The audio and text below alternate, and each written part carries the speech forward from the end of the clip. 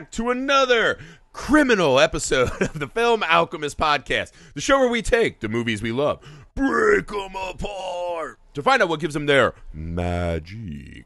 I'm your host, Josh Griffey, joined as always by my friend, co-host, and guy who should be out stealing for a living. Oh, hey, Alex Dandino. Oh, hey, yeah. All right, before we kneel greased up before our Lord Alex for his last delight of the month, Good God. A little bit of business, guys. It's official. We are on Patreon. That's right, patreon.com/Film Alchemist Pod. The best way to support the show. The best way to have your voice heard in the show, man. Be part of our crew. We got a good crew. We got a good crew over here. So, guys, you can get in for as little as $1 a month. Meet all our awesome friends over there. You can get our massive Patreon exclusive library. You get commentaries. You get miniseries. You get a vote on Patreon exclusives every month. For next month, the October Mega Marathon, which is happening now. It's happening right now. The only way to get the episode every day for the month, the full 31, you got to be on our Patreon. We would love it if you guys come over. For those of you who already support us, thank you. You knows it means the world to us. For those of you who are about to join the fun, thank you as well. We've actually had some new patrons pop in. It's a good thing. We love seeing that. Guys, make sure you subscribe to the YouTube Film Alchemist. See our faces. See what this hard life of crime looks like on a couple raggedy old bitches like us. Email the show, filmalchemistpod@gmail.com. Find us on all the socials you're on. We would love it if you guys could help spread the word during the October Mega Marathon this year. It has been an arduous journey, and seeing everyone enjoy it helps us out a lot. One other thing you guys can do to help us out takes just a second of your time. Make sure you leave those 5-star rating and reviews wherever and everywhere you find the show. All right, Lord Alex, we kneeleth before you, greased in our finest gimp suit. By the way, I'd never asked for this, but, you know. Daddy, don't have to ask. We've already pre-whipped our asses. We kneel before you. We hold on high. Can we please just talk about the movie?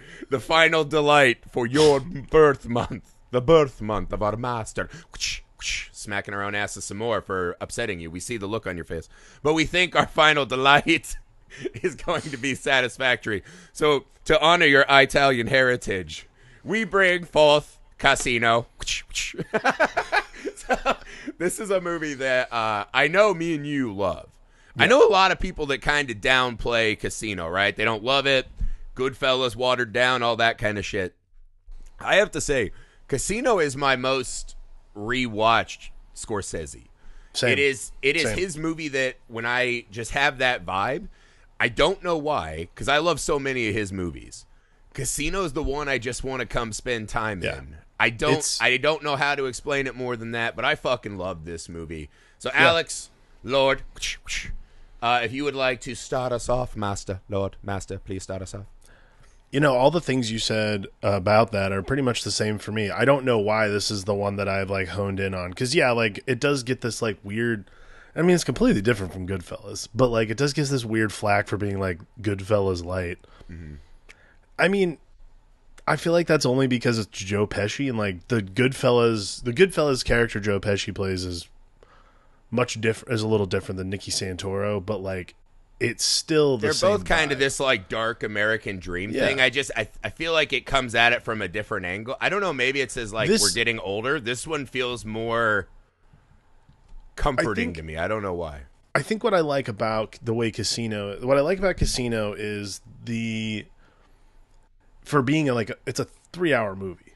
Yeah. Like, and again, you and I have stated very clearly how often we watch 3-hour movies on this show. Yeah. It is an oddly palatable 3 hours. Like, I mean, I paused it because I was like, wait, how much can be left? There's still an hour and a half. And I was like, wait, all the shit I love already what is happening? I'm like, also, Hunter watched it with me, my 7-year-old. Wow, really? Good for you. When it got to the vice scene, I was like, head under the pillow. Yeah, watching... This is another thing, too, like I'm not saying, you know, we're not the Sopranos or anything, but my parents, my father does have, like, some of these, like, affectations, like, you know, there's movies when you're an Italian-American family... High Italian art, yeah. That you're allowed to watch, that there's, like... I don't know what it is. It's not, like, history. Like, none of us actually lived through any of this. But there are movies that like my parents. You guys are like Michael Scott at the Olive Garden. I'll have the gabagool. Kind of like it is kind of like that vibe. Like there are movies that like when you're living in an Italian American house, like they're like, oh, you know, it's okay for the kids to watch The Godfather. Like, is it? Like, they gotta know. This, Goodfellas, Once Upon a Time in America, like these kinds of movies all sort of fit this vibe, and like it's not really about like, oh well, we don't want our kids to see violence. It's like more about like, hey, a lot of our family members came in through Ellis Island, and this is what they ended up like. I'm not saying like no one in my family was involved in. No, I get it. Fine, we'll continue. At all. Yeah, but that's exactly kind of what it is. It's like it is this weird like. I don't know how to describe it, but Casino notwithstanding, I like Casino. My mind that when you told me Italian people don't consider themselves white. Oh, I don't think that's. Did I say that? You told me that. Oh no, that was something. This. That was something someone else told me. I consider myself a white guy. Okay, because sure. That like has rechanged the way that especially this movie. No. This is something that I've been told on multiple occasions that I've refuted. Is a lot of people like Italian people aren't real white people. Like, yes, they are. Like through and through. Don't ever say that again. Hey, I thought that was fascinating when I heard. No, I think it's a with weird this thing. One, yeah. What I like about this one, right? Goodfellas has this. It's people who are really chasing the ring, right? Yeah. Like they are violently going to take over this system and become a force to reckon with, right? They will no longer be stepped upon, looked over, anything like that. What I like about Casino is it feels like this movie where these guys are just, they kind of fall into a good thing. Mm-hmm. And then all of a sudden they're handed the fucking ring. Yeah. And watching these, it's one of those movies where it's really about what happens when you get everything you want and you still can't be happy and you still fuck it up. And I think that's ultra relatable. That's a great way to put it. Like, this is the difference between Goodfellas and Casino, really, is like, Goodfellas is about, like, I have no desire to ever be in part of organized crime. But, like, Goodfellas is about how cool this felt to be a part of this thing.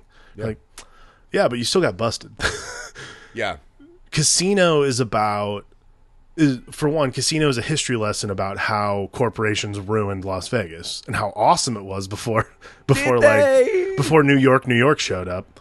But like, I'm just saying the movie that I saw, I wasn't like, damn, that looks more fun than having my 3-foot tall margarita. Have you ever thought about this? Like, it is like, there is this thing, because I've worked a lot in Vegas, and there is this like lament from people who live there of like, oh man, it was really nice like when people would dress up to go to a show rather than just like these like mozzarella sticks walking in with their sandals and socks and just sitting down to watch Penn and Teller. Well, that's like when we lived in LA and they're like, oh god, Eagle Rock was better before nice restaurants and bars. There's always this like lamentation of like, oh, the way things were. And I think that's what's interesting about Casino is like you watch how things were and you're like, to keep things the way they were seemed really violent. Like, I don't know. They say that in like New York and LA, you're like, I guess there is a culture that somewhat gets consumed when the corporations come in, right?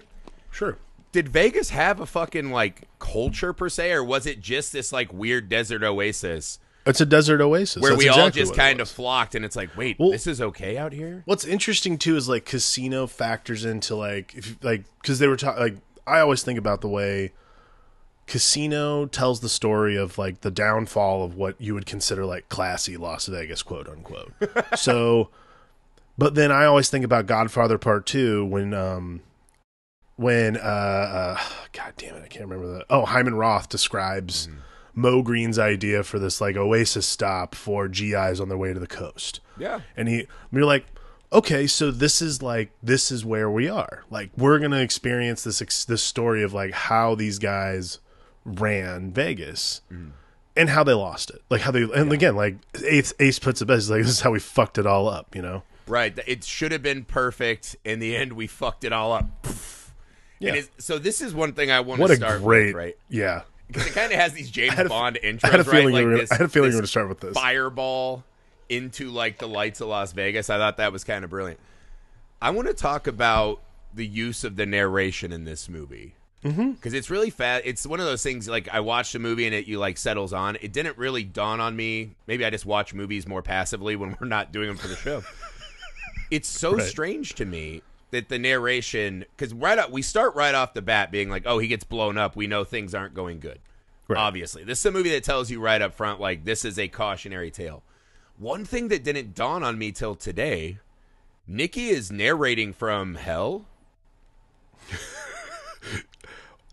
Actually, it's interesting you would Did he write this journal before he got fucking It's clubbed? Interesting you put it that way. I actually think Nikki's character is narrating in real time. So you think he does his final check-in before? Because he's the one who's like, they buried us with that while we was still breathing. Or no. That's Ace says that. No. Remember when that scene comes up? Actually, it's literally like a record scratch because when he gets beat with the bat, he goes, "Oh!" in the voiceover. So like Nikki's voiceover is all real time. Yeah, he's never remembering as it was. He's literally like, "It was great. It was awesome. We were doing this." But that's the weird part, right? It kind of made me laugh today because he's narrating some of it in the past tense, clearly, right? Sure. Like when he's talking shit about some of the things that happened. But I was like, that's so fucking. I just love the idea. So not only is it this kind of, they're telling us from a set future, Nikki may or may not be some kind of fucking vengeful ghost. I also like the fact we see this fucking car accident 4 times. Yeah. They keep, not only do we see it at the start, but then when it happens, they cut back out of the car 3 times. Yeah. So I love the way they play with time. What do you make of that?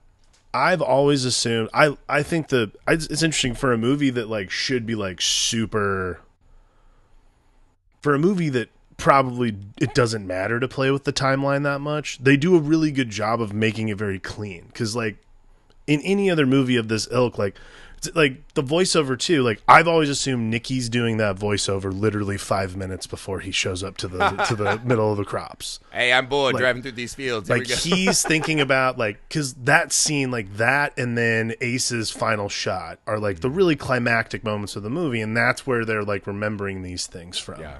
Like, side note, I like desperately want, like, as I get older and my eyes get worse, desperately want Ace Rothstein glasses that he has at the end of the movie. Like, he's got kind of like the Elton John version of serial killer glasses. Fucking coolest. Yeah, they're so cool. They kind of look like a serial killer's. They're just classic. Enormous. Yeah.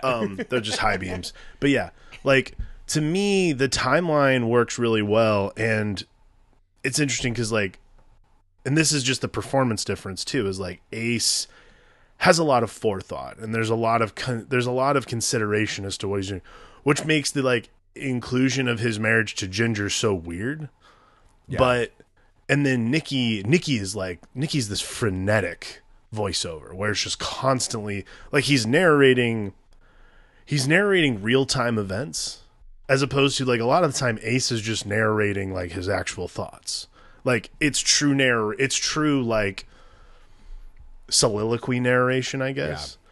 Whereas like Nikki is constantly discussing like what we're watching. Like when like that scene, like the succession of scenes when they moved to Vegas and he's talking about how like the baseball coach was like literally a sheriff. I'm like, there's no way the sheriff does not know who this guy is. Yeah. It's all about the kids. It's all about the kids. And that's why I keep telling him, like, yeah, it's all about the kids. So fuck it. What are you going to do? It's such a fascinating movie to me because it moves really fast for being a 3-hour movie. And yeah, like you do pause and you're like, this has got to be the end, right? Like all the terrible things have happened, correct? And, but then like, yeah, there is this like other life to the movie. Like the acts are so long, but that third act, like the denouement of the third act is so fascinating because you're like, I know everything's going to go bad, but like, I'm fascinated by how quickly they're going to go. It's the back. Titanic setup, right? Absolutely. I know how this is going to go. No, so I think a good way to attack this movie, right? Because this is a big, sprawling film. And at the core of this movie, there are these 3 different American dream tales, right? So we have Ace, the guy who put in all the hard work and became so good as a football handicapper, right? They talked about how he had all this inside info, and he just became this money machine. He always won, right? Right. This perennial winner gets the ticket out to Vegas. You can run it your way. He even I have to run him. Yeah, man, that's fine. Just don't blow it. And you get to do whatever you want, right? Then you've got Nicky. He's sent out to protect Ace, but he starts getting it in his mind, right? He's tired of being an errand boy. He wants to make his own crew, right? Vegas was not ready for a guy like Nicky, Ace says, right? A real gangster is in town. Right. So he has this more forceful, I'm going to take it, right? And then you have Ginger, right? So you kind of got the guy who's trying to win within this corrupt system, the guy who is going to outcrime everyone, right? He's going to make apparent what the corruption is. And Ginger's is kind of this in between, right? She's living within this corrupt system. And one of the things I love about this movie is how they really highlight and show how everyone feeds off everyone else, right? This constant circle of corruption, right? As they're milking people, the money just keeps flowing down through different hands and hands. I think Ginger's is a more sad tale, right? Because she has honed her skills that she's learned through tragedy to try to get to the top. And I actually thought her marriage with Ace was really fascinating this time. I think so too. Time, yeah, she doesn't seem like she wants to marry him at the start. She just sees it as the play. Meanwhile, she's desperately in love with this guy who seemingly has abused her. Is constantly milking her for money, Lester Diamond. And so let's start with Ginger. I thought her role in the movie was much more fascinating to me today. I mean, to me, Ginger's like the purest criminal in the whole thing. Like because she has this tragic story. She's not just somebody who like fell in the life or anything like that. She has this tragic story. She's a survivor. She's gone through everything. Yeah. So like her criminality is based in survival more than anything else. Like, and I think that makes her more dangerous than both Joe Pesci and Robert. That makes her more dangerous than Nikki and Ace. You know, Ace isn't a dangerous person, but makes her way more dangerous than Nikki because Nikki's never had to do anything for survival. I think that's a really important thing about Ginger. So like when you start seeing her go downhill, you realize like all these instincts she's had for her entire life are just thrown out the window. And it's kind of fascinating because, like I've always not understood really. And watching it today, like I still don't really understand, like besides seeing it as a play, I don't understand why she would marry Ace. But more importantly, like, and you know, Nikki brings this up in the movie, why Ace can't see the forest for the trees with Ginger. Like, he knows he's getting played. Like, there's no way he doesn't see it coming from a mile away. Well, he says, he's like, for a guy who has to know every in and out and gamble on the sure thing, I'm taking a real long shot here. Yeah. So that it's kind of this interesting intersectionality, right? Where Ace knows that this is bad. I think there's a part of Ace that because I gamble lightly. I'm not like a heavy gambler, but if I'm like, well, I'm going to watch fucking football all day. Football's pretty boring without something on the line. Right. So, I put a little money in to fucking make it exciting. And I never take the sure bet, right? I always want to hit the long shot, right? I want to pay $5 to win 500, right? It's like that never hits, but when it does. And so I think there's this thing where Ace is so in control all the time. There's something about the fact he can't handicap Ginger, right? That is really fascinating for him. And so I think Ginger sees it as when you start to learn more about the backstory, right? Lester found her when she was 14, he says. Mm-hmm. So he put her to work. We don't know what kind of abuse he was doing. We're going to assume it's the wrong kind. She was, prostitute. Yeah. He definitely fucking hits her later in the movie, right? So this is, kind of has this Stockholm Syndrome thing, right? That he kidnapped her when she was vulnerable, essentially, and made her... Very Stockholm Syndrome-y. Yeah, and so there's this thing where Ginger, like you said, right? When she's getting chips, right? She's still, working, right? She's giving what she knows these guys want her to be and getting what she needs to keep going, right? And it's a, better version of whatever she was coming from, right? When she decides to marry Ace, I think this is another one of those wish fulfillment stories in the movie where, okay, why not, instead of running around hustling, I will just marry into this, right? And I will have the money. I'll have the power. I'll have people have to put respect on my name, right? I'll be working those rooms.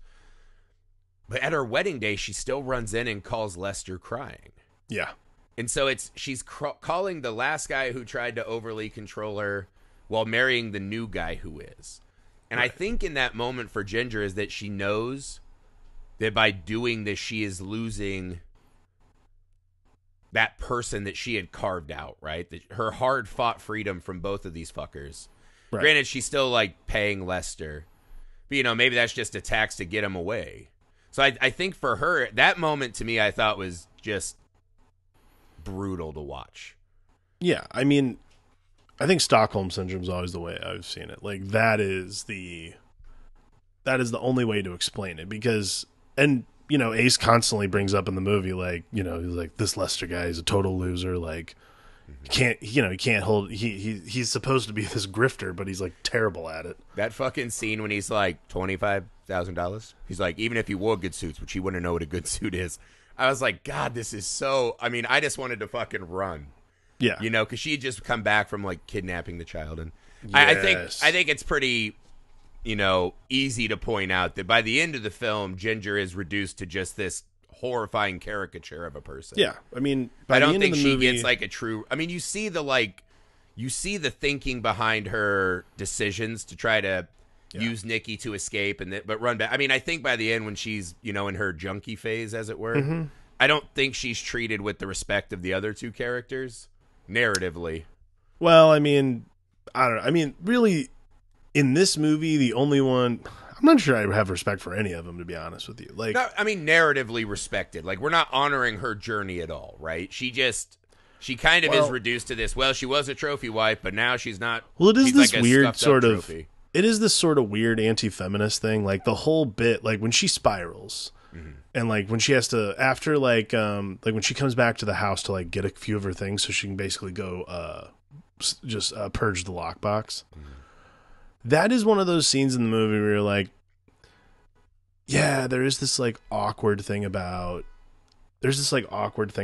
you know, a relationship and how when things are disintegrating, like you have those sorts of conversations where you're like, you see what I'm dealing with? You see what I'm dealing with here? Like, she's clearly crazy. I don't want her in the house. She's going to be very dangerous. She needs to be very calm. You're like, okay. But in like the narrative function you're talking about, everything that happens to her within the last like 45 minutes of this movie is like so anti-feminist and so like unfair because they just put her through the ringer. Like, that's the problem. Is like they don't give her any sort of reprieve short of she's a thief and took the money that I he kind of was wish stupid those enough to cops give to her. would have just done their jobs and taken her to jail and saved her life. Yeah, I do too. Like, those cops not doing any part of their job there. Like, if they had just put her in the lockup for a weekend, she might have dodged that whole storm. She might have cleaned up. Like, Damn the it, whole cops. thing. But yeah, no, I mean, because this is the thing, right? I think the last, like, really good scene Ginger gets is at the diner, right? When she borrows the money, she goes to give it to Lester, and De Niro pops in and sits right by her. And he's sitting right by her, but it feels like this trap, right? We've all been trapped in a booth. And he's just fucking going in on Lester, and Lester's not saying anything. And watching Ginger totally melt down when she sees these guys beating the shit out of Lester. Yeah. You don't have to hit him, right? As De Niro's like, you fucking cheap pimp, whatever he's calling her. I thought that was the last kind of really interesting emotional beat for her character, right? Because there is this, she just wants to help this fucking guy. And God knows why. But I think that's, you know, life is messy like that, you know? Yeah. Unhealthy or not. And she sees that even though she has all this money and respect and whatever, she can't just give him the payoff like she always has and just have that, like, look, I'm helping him out.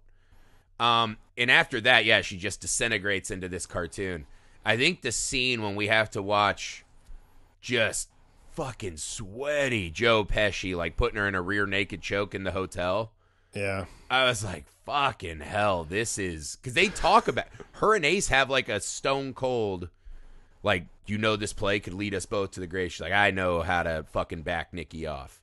And that's the next thing we see. And I was just like, that is a fucking brutal hit of reality. And yeah, I felt bad for Ginger, right? And then she just dies unceremoniously in a hallway in the end, right? So I would have liked to have explored a little more her struggle in this movie. I think that's kind of one of the flaws of the movie, is that they just reduce her to this, I want gold. That's pretty much all she says in the second half of the movie is, I want him dead or I want gold. Yeah, I mean, like I think that what Gollum or something. And again, I don't really know. She's based on a real person named Jerry McGee, and I don't know a lot about like actual Vegas history or anything like that. But I suppose if you're a player in that regard, that's something that, like, you know, that's an easy trope to kind of pawn off on someone. And like, I think another thing, like, honestly, just I would go back to the beginning though. Like, I don't find Ginger to be a particularly interesting character. Like, I think she could have been. Yeah, but, had she ended somewhere, maybe. I mean, I would say like what makes her interesting is what we just talked about, which is like why she's willing to marry Ace when she very clearly doesn't want to, and he like for some reason just like pressures her into it. It's a very she's strange. a real gangster, right? She's out here Totally. doing the thing without She's the a support real of hustler. a family. She's like a legit gangster. No, she's a legit hustler who's out there doing her thing. Yeah. Like she, and so I think they even say against like these two guys. she knows all the valets. She knows who to tip. Like everybody knows her. Everybody likes her. She's that person you have in town. Yeah. She knows the people. So like, and I mean like, that's something that I really like. This is something I really like about the movie is the beats where they explain the grift. Like when the is he Japanese? When they talk about the Japanese business, the whale, where he's like upstairs stealing all of like hotel stuff. You're like, dude, for real? He always wins. Always wins, and then they fuck with him by bringing him back in, and he's like forced to gamble all of his winnings away. You're like, oh shit, like that's the kind of stuff that's really fascinating. So like when it comes to Ginger's vibes, like we never, other than like tipping people, and when she's like almost gets caught stealing chips from that guy, we don't really get to see her like operate. Like I don't remember a scene in the movie like where it's really like clear she is like, other than tipping people, she's like never given the due respect of like, oh, she's a for real smooth operator. We're just told she is a lot of times. Well, you see how she's dressed and she's working it, so you're like, all right, she's obviously like good at her craft. Let's transition to Ace, because I actually think Ace is the most interesting part of this movie. As fun as Pesci is, the fucking goddamn Godzilla of this movie, Ace's story is really fascinating to me, right? Agreed.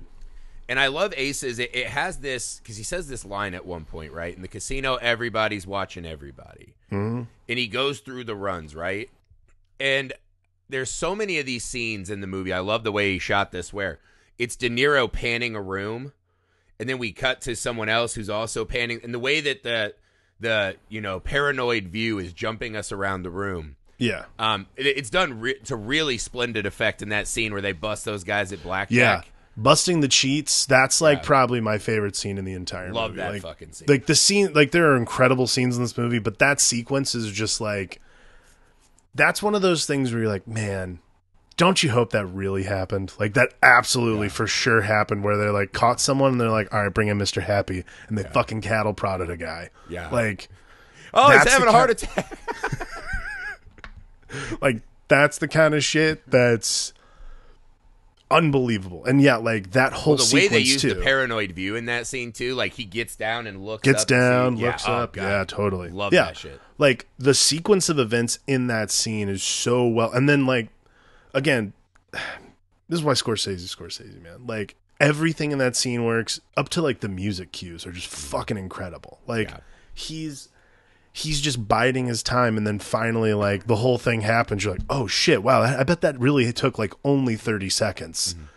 But it's just like paced so splendidly. And then you get this like great like, what hand do you shuffle your checks with? I noticed you're doing it with your left. I think you're doing it right. Can you do that? No. Practice with your left. Dude, why would you answer a stupid fucking question like that? You know you're about to get I your shovel fucking chips ass. with my left. I jerk off with my left. I finger my wife with my left. Right hand, useless. Only for that one trick. I'll say this too. Like, there's a lot of great like side actors. Like James Woods is a scumbag now, but he's very good in this movie. Kevin Pollak.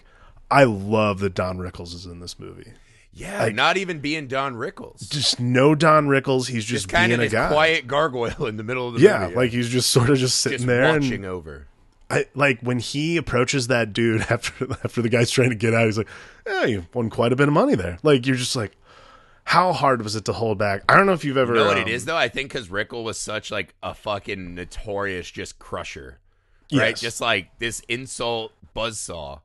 I think there was this like ominous presence to him where we just kept waiting for him to explode on everyone. You know what?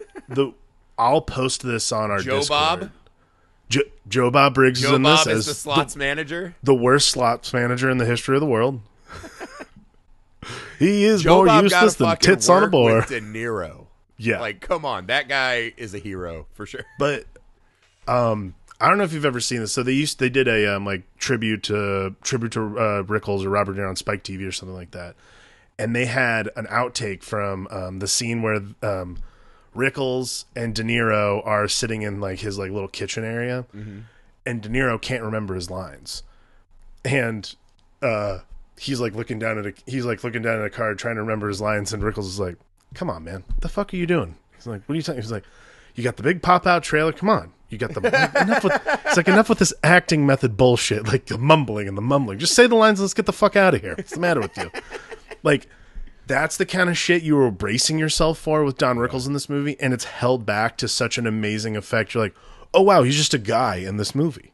It's absolutely wonderful. Yeah, like all the side actors are fucking fantastic, but I always love like those kinds of stories particularly. But Ace's story in this movie is so, because again, like he's the only, I don't even know if like he's the only one who's sort of playing by any sort of rules in a lot of ways, and it's weird. He thinks that he can. He thinks he's so smart. He has all the angles that he can beat this system too. Yep. And his is a journey of ego, right? Yeah. Is he's like, all this work is finally for me. Like, I get to do it the right way, right? We see him measuring the dice, and he knows everything. The scene that is just amazing is when he's fucking mad about the muffins. I want an equal amount of blueberries in every. And the guy's like, "Do you know how fucking long that's?" I don't care. And it's like, that's just who he is, right? He is now this guy who can make the world, right? I just love that idea, right? A gambler who wants to take all of the uncertainty out, right? Where he's like, you know, well, like, the whole name of the game is you keep him here, we'll knock him dead, and the casino always wins, right? Yeah. This is a gambler's fucking dream, is that he'll... Right. But he cannot... And I think that's what Ginger is Ginger is his... It's that Twilight Zone episode, right? The gangster who goes to hell, and he just wins everything every girl wants, and he's like, "Hey, man, what the hell? Like, I thought this was heaven." He's like, "Oh, you thought this was heaven?" And his hell is that he cannot win. There's no risk in life. Right. And I think that's where Ace is. I think the part that's really interesting, because I love when Joe Pesci calls him out. He's like, "You know, I'm fucking losing control. You over here dressing like fucking John Barrymore with your fucking cigarette holders and your fucking robes." I swear to God. That's who Ace is, right? Like, watching him become the guy who, once he gets railroaded, right? Yeah. Knows he's railroaded. Knows that he's there at the behest of a crime family. And he's just going to get a job still doing the same thing. He can't accept it. He can't just accept his new job and run the casino. He gives himself a fucking late-night TV show. Right. I mean, this is like what makes... Ace starts this whole thing. And this is why... This is the only reason the movie works, to be honest with you. Because if it was like about a fixer who was gung-ho on doing Las Vegas, it would not be interesting at all. The reason we're so interested in Ace's story is because it literally begins with him having to be convinced to run the hotel. Like, he's like, I don't like that. Like, it just seems like it's a lot of exposure for what I like to do, and I don't like, it's just not my thing. They literally, like, Alan King plays the guy who's like the guy who's in charge of the casino, or the Teamsters Fund. I don't remember, but either way, he's literally like, just change your title every couple of years. You don't have to be the casino manager. You can be food and beverage guy. Like, those kinds of stuff. Like, it's that kind of thing that makes you interested in what Ace is going to do. So when he goes on TV and acts like a fucking psychopath, I got to be honest with you. That was one of those things where I was like, I totally agree with Joe Pesci when they were out in the desert. And I'm like, the fuck are you doing on TV anyways? Do you know how many calls I get every day? Well, it also works really well with De Niro because, again, we see this guy, it's like he's weighing the dancers. Yes. You know, he'll kick them out. He's always on Ginger. He's just fucking on top of everyone in this horrifyingly obnoxious way. He's on Joe Bob because there were 3 hits on a slot machine, whatever. Right. I think what is really fat is because we know that this movie ends in calamity, watching this man button down and work so hard and be so intense with the details, being like, it doesn't matter. Like, it doesn't matter. You're still going to fuck it up. So that when he marries Ginger, it's like, well, we already know, right?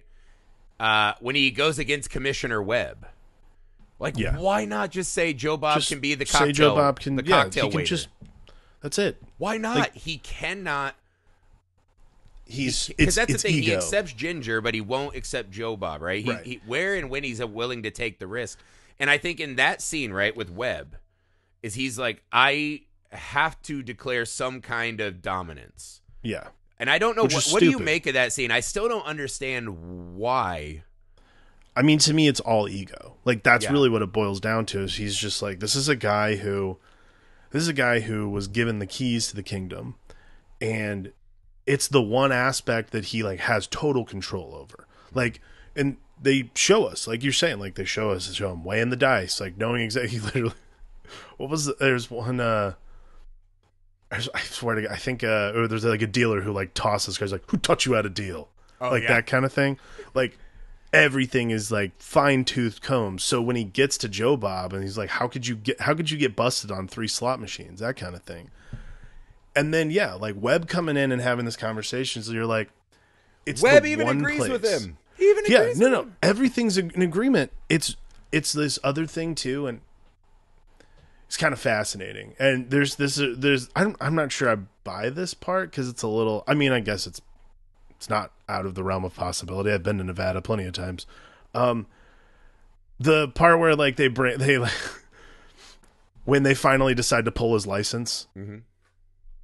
Yeah, there's probably a little bit of there's a little bit of anti-Semitism going on here. Like, there's something not great, and literally it's like a cowboy coming in and being He literally says, "You people will never quite get it. You're our guest out here." And I was like, "You're a guest." You're like, that sounds a lot fucking appropriator.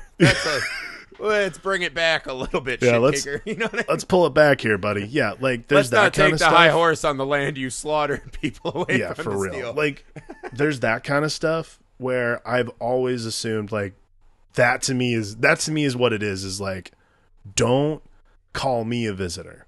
You're in my town. Like, Well, because I he am also running deals things. with that with Pesci, right? Where it's like he's not really one of them, right? Again, that's another Goodfellas kind of riff too. Yeah, it's Is an that interesting he makes thing. money for them, but he's not. So he's in the thing, but he's never going to be fully like a part of the Right. group. Well, this is always a thing with Scorsese too. Like, anytime he's done movies about any aspect of the mafia, which is, Departed with the Irish Mob, and then obviously Goodfellas and Casino, he's never the main protagonist of his movies are people who are not part of the system. Like, they are outside that.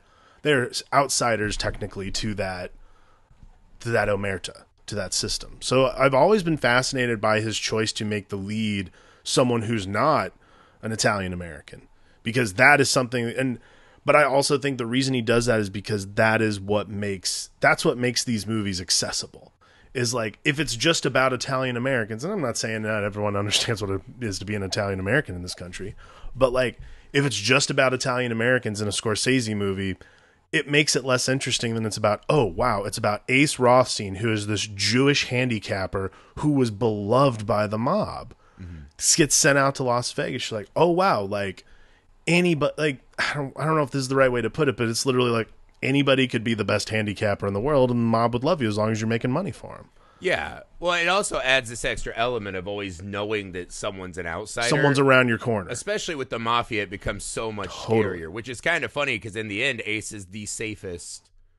Well, I mean, he could have died if not for his car. But how many times did he bring it up? I mean, like, that absolutely fantastic desert scene. He even says, he's like, 9 times out of 10 when I went to meet Nikki, I figured it'd be okay. This time it's about 50-50. You're yeah. like, well, because it's one of those two. Every single word that Ace says, right? Like, he's so careful when he talks to Pesci. You always see him fucking swallowing his tongue. Yeah. And I think that's what comes out with Webb, right? It's like, I am so fucking sick of not being in control. Like, it's the one person you can tell the truth to. Yeah, and he fucking goes in on the wrong guy, and it kind of fucks everything up from there. But yeah, I just thought his tale was so. And then as his marriage is decaying, we see this man just unraveling. And there's that scene where him and Ginger have that huge fucking fight. Yeah. Oh, the one where he drags her out by the hair. And he throws her out, and it's fucking horrible. Yeah. And when he comes back in, he goes, honestly, I was glad to see her back. I didn't want her to leave. And I was just like, Jesus Christ, like. It's a weird well, but I mean, that felt so true, right? There's so many of those times when, like, me and my wife will have, like, a blow-up. And it's just like, you just don't talk about it. You just let it sit. And then, like, one of us will cave and go sit by the other. Yep. And it's like, oh. I'm But glad that's you're here. like that's those battles with your spouse. I do the same thing too. Like one of us all. It's usually me because I hate that kind of shit. But like because she's much stronger than I am, so like I'm always the one who caves first. But I like, would like to say that I take the bigger role. I always walk over. I'm just like, I'm sorry. Like whatever I did was not okay. And like but like this is the kind of crazy thing, and this is the sort of like difference in marriages too. Is like, and this is indicative of what the problem is. Like at the core of like what's sort of rotten at the core of Ace and Ginger's marriage is like when you have those kinds of fights. It's not a reset button. Like it's not a thing where you're like, okay, well now what do we do from there? You just say it was a fight. We're moving on. Like. That's the kind of thing.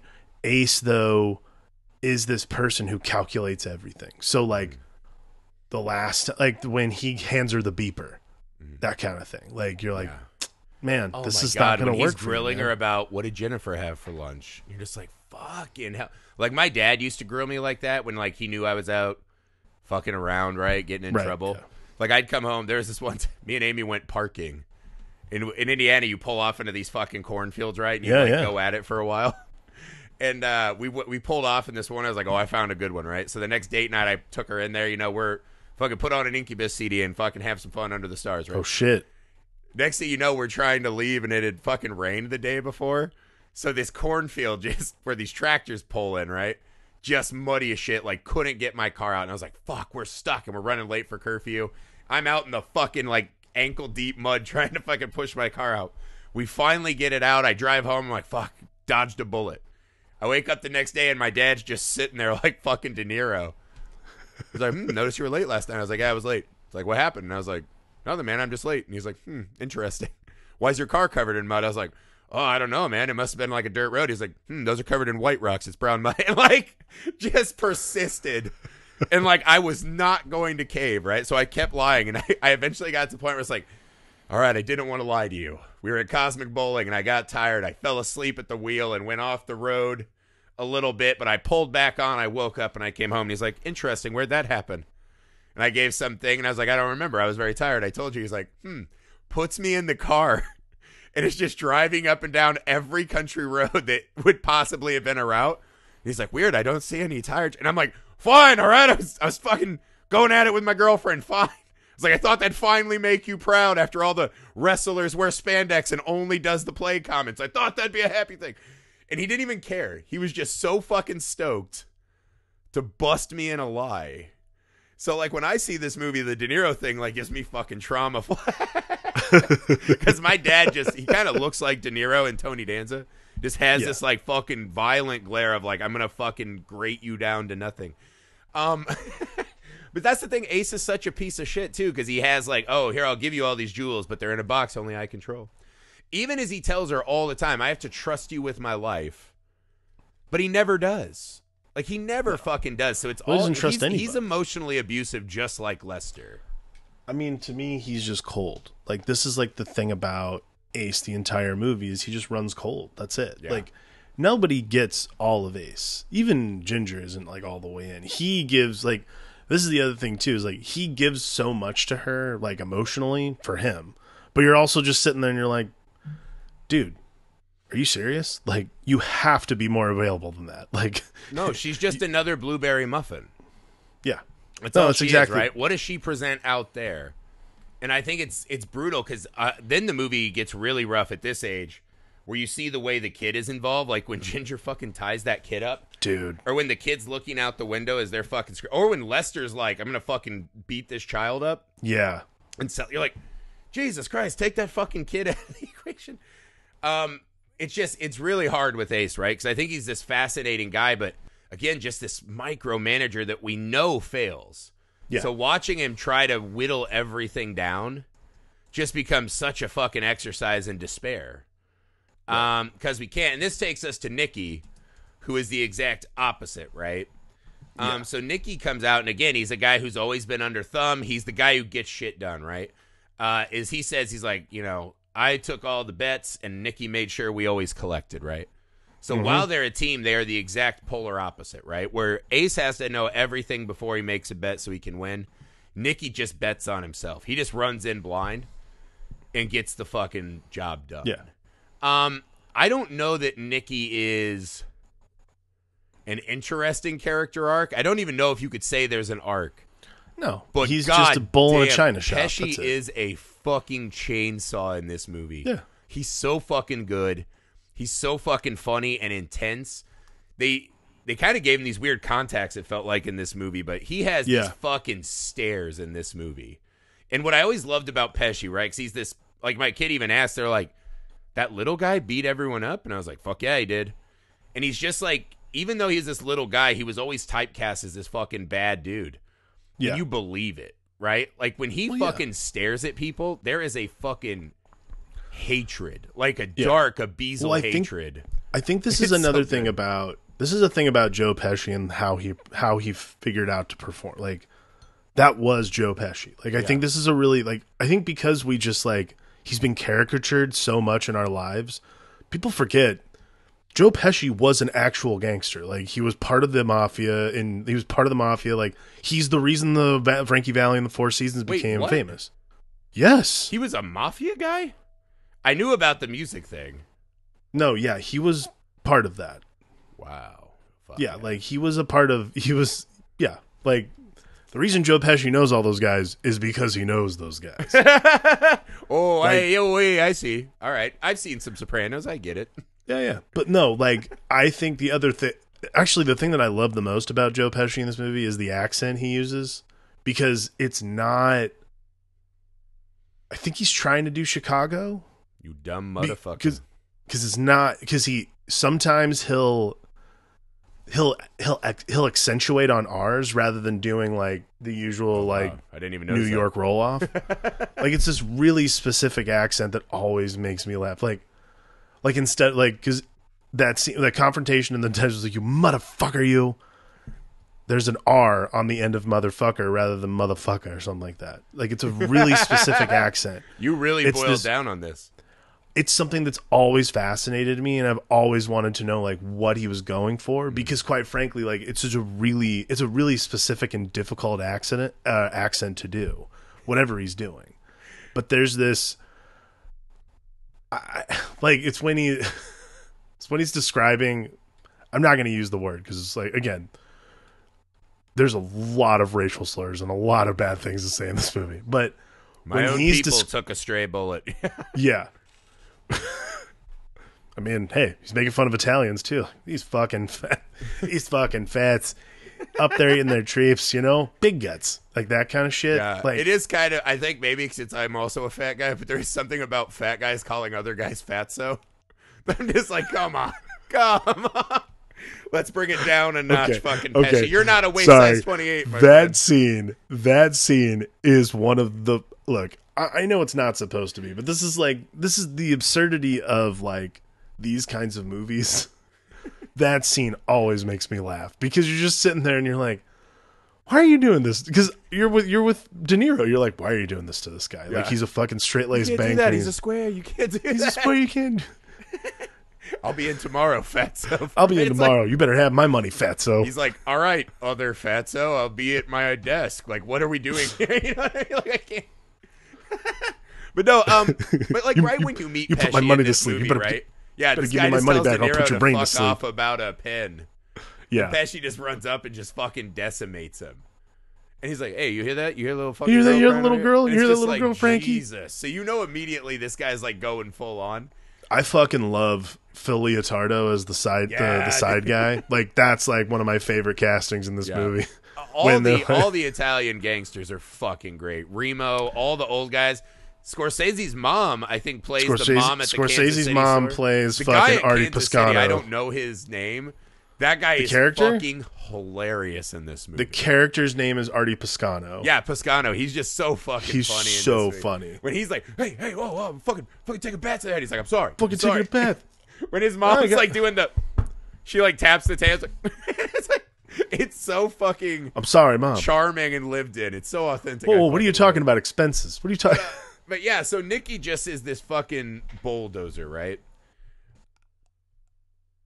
He unravels pretty fast, right? Because his is obviously violence and crime. He starts leaving people all over the desert. Not even in the desert. A lot of times he's just fucking leaving them out in the streets to leave the fucking name, right? he becomes sexually entangled with Ginger. Yep. Why is it that you think he decides to pull this trigger? Because they make it pretty clear the old guys back home have a real thing about wives. Yeah. So Pesci is definitely our devil-may-care character in the film. He mentions a couple times, if they want a war, I'm ready. Fuck them, I'm out here, they're back there. Right. He absolutely knows what he's doing. Why still do it?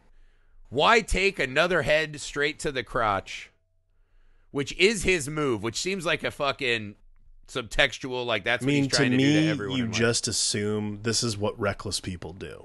Like, yeah, when you think you're untouchable, this is the kind of behavior you do.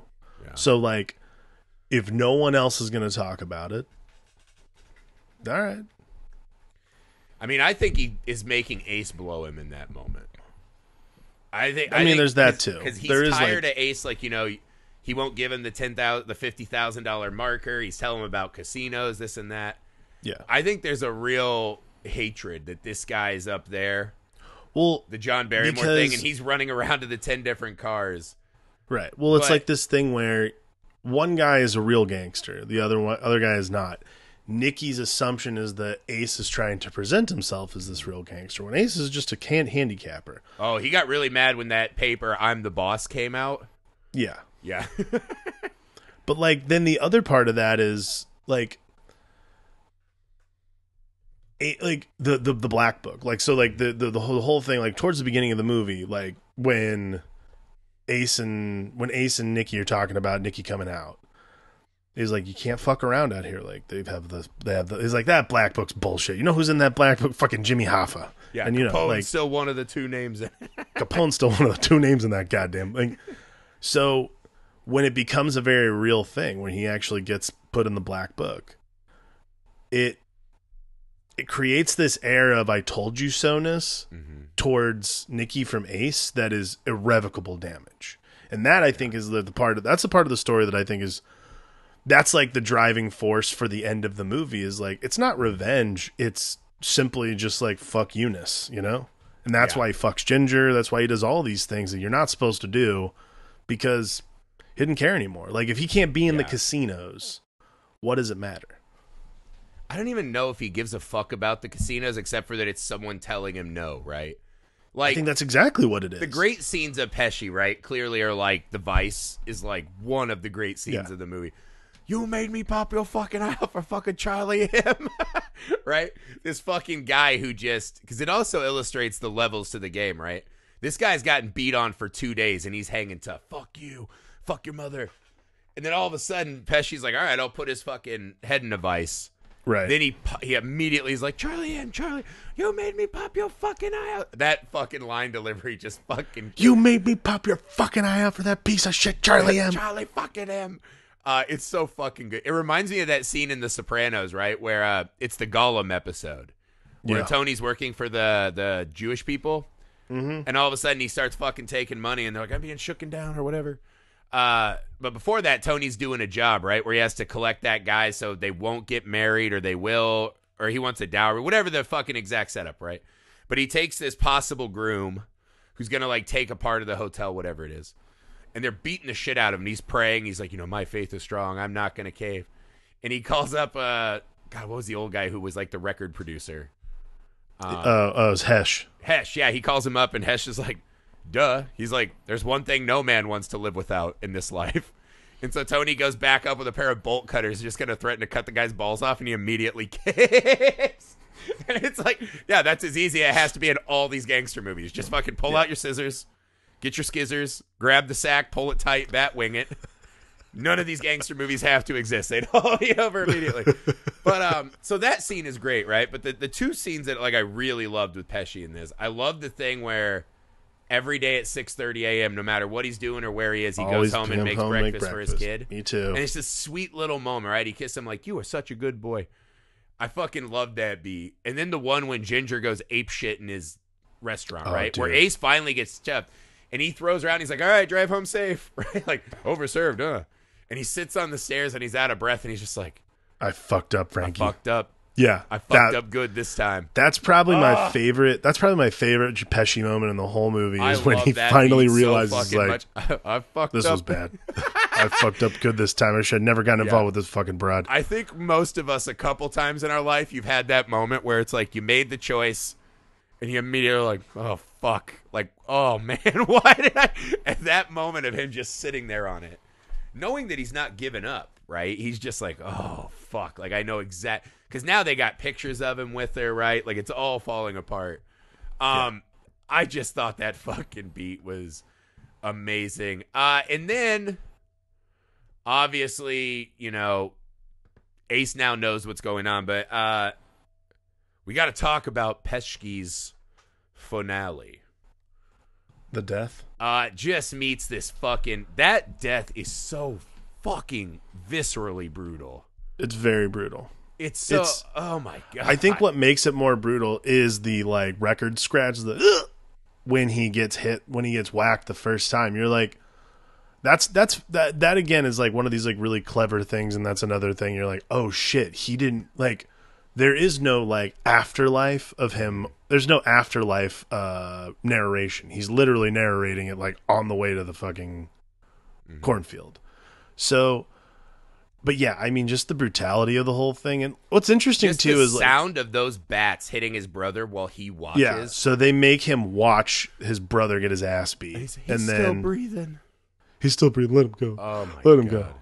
And they finally like. I mean, like the makeup's awesome too. Right. Like, it's really great makeup. And then when they start. Do you think? Because I always thought, just because of the way it looked, that when they like start throwing the dirt on them, that's an animatronic, right? It did look like that to me. It does look yeah, like that, correct? Like a mannequin kind of thing, yeah. Yeah. But there's I've something always about, because this is another one that's like a Goodfellas scene, right? Where Pesci walks into the room to get made, and he's like, "Oh no!" Oh shit! Gets Yeah. popped. This one is so much more devastating because it drags, and you're watching these old guys like run out of breath hitting this guy. It goes for a long time. Has to watch his brother die. Sit with the weight of what he's done, right? Like when he tells Ginger when they're having that fight, and he's like, "I've known the guy's 35 years, and I'm gonna whack him for you." And like it settles on him, like how fucking stupid this is. Yeah. How much he's fucked up, and just imagining what is in this guy's head, right? Because he's become like a fucking cokehead, and he's having affairs with everyone. Just sitting there in that moment in that field. Even the idea that he came to that field unprepared, he didn't come heavy, as they say. Yeah. I'm just like, this fucking guy. So fucking insane. Well, that how could scene you is fuck just, up that bad and not realize you were going to get fucked with? Yeah. I mean, it's fucking horrible, right? And then, It's we cut to our...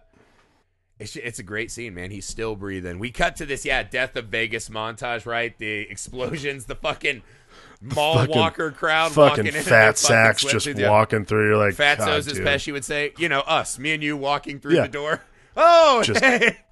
Everyone's got a fanny pack and socks and sandals. Like it's just Robert De Niro lamenting the fucking entrance of the Griffies and Dandinos of the world. Actually, we're just like, hey, where are the B-Phase and the Jimmy Buffett?